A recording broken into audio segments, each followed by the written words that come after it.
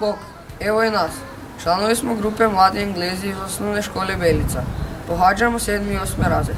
Trenutno radimo na projektu Comenius i e-twinning Empowering Youth Through Media s našim prijateljima iz Rumunjske. Evo da se predstavimo. Ja sam David Baranašić, ovdje sam iz Belice. Sportska sam osoba, volim glazbu, već godina dana pohađam muzičku školu i sviram klavir. Ja sam Marta Hajdarović, volim crtati, u svoje slobodno vrijeme volim šetati, obožavam životinje.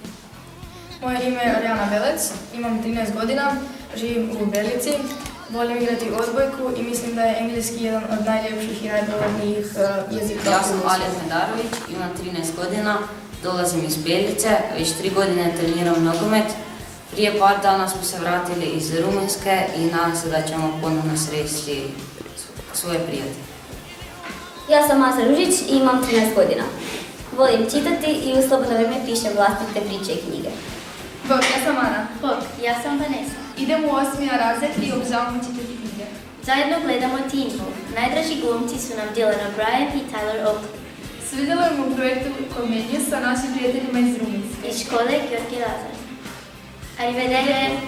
Bog, ja sam Karlo, imam 14 godina, volim igrice i nedugo smo se vratili iz Rumunjske povodom projekta Comenius. Bog, ja sam David, dolazim iz Belice i idem u 8. razred. Sudjelujem u projektu Comenius, imam mlađeg brata i 2 psa. Volim ribolov i druženje s prijateljima i sretan ti rođendan i twinning. Bog, ja sam Karolina, idem u 8. razred osnovne škole u Belici. Nemam brata ili sestru, a u slobodno vrijeme družim se s prijateljima. Bog, moje ime je Luka. Dolazim iz Belice, pohađam 8. razred. Moj hobi je nogomet i bavim se njime od vrtića.